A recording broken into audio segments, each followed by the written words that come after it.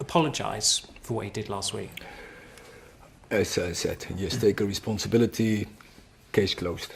And just still on that, do you feel as though he's testing your authority? Because it's been twice this season that he's transgressed. Also, he's joined up with a publicist who has deals with other players, Jadon Sancho and Cristiano Ronaldo, who've also crossed you in the past. Is that antagonistic of him? No, Samo. Nothing to do with the relationship between me and Marcus. But as I said, maybe you have another question. Otherwise, we will pass it through. Just on a more general theme, Eric, you talked about standards off the pitch.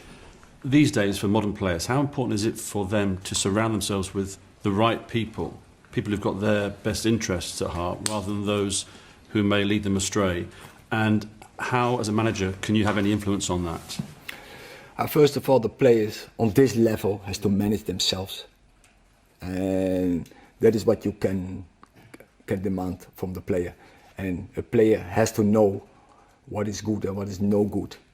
And when you want to play top football, it demands a certain way of life, always. And do you feel you have to reinforce that message, not just in light of what's happened? No. You don't? No, come on. Hey, what are we talking about? We are talking top football players. I don't have to educate them anymore. Not when you are a player for Man United. So they should know. They should know. Yeah.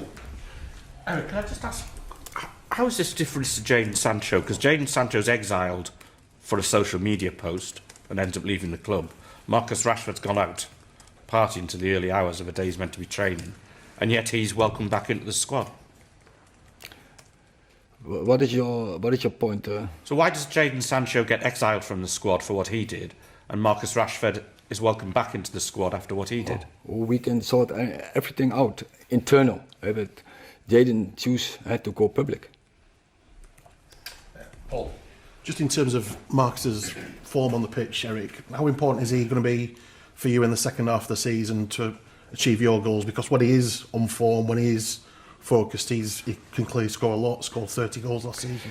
So, as I said, you see last two Premier League games, but also I think in the Wigan game, it was clear. And you see the progress between Marcus Rashford and Rasmus Højlund. And especially now, the team behind, in the back, is getting stronger. And that's growing. And that gives, I think, a good spirit and mood in the team, because those two, and also see the progress from Garnacho, it's very positive. We have a front line, I think it's a danger, and then in the back Bruno, and then the midfield, who's returning, who get more established, and then Luke Shaw over the left side is returning. So I think it's much positive in it, and I'm sure when there is more consistent and stable in the back, then the front line will get benefit from it. James. Eric, just talking generally, sometimes a player may make a bad decision and he knows it and you move on. Sometimes players historically have made bad decisions, but there's more going on in their life, there's other issues going on that then end up coming out and help to explain some of their behaviours. Do you as a manager have to be aware of those things and make distinctions for behaviour if there's more going on than just maybe a reckless decision in a one-off incident? Yeah, of course.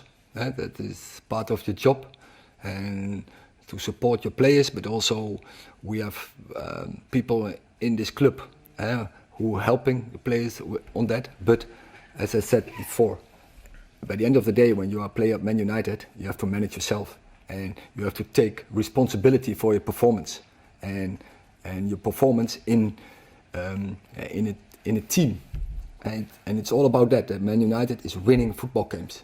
It's all about that. It's not so complicated. Last question, Jamie. And actually, I'd like to ask two, please.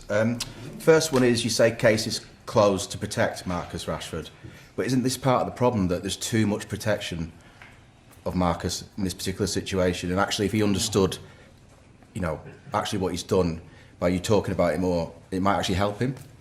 Sorry, Jamie. I said I responded on the questions. I responded on Sunday. We make the statement. I responded now. I think case is closed. Yeah. Second question: are you concerned if you pick him tomorrow to start, that might send out the wrong message? So I didn't pick him on Sunday, and we draw the line, and from that point on, we move on. Okay, thank you. Thank you very much.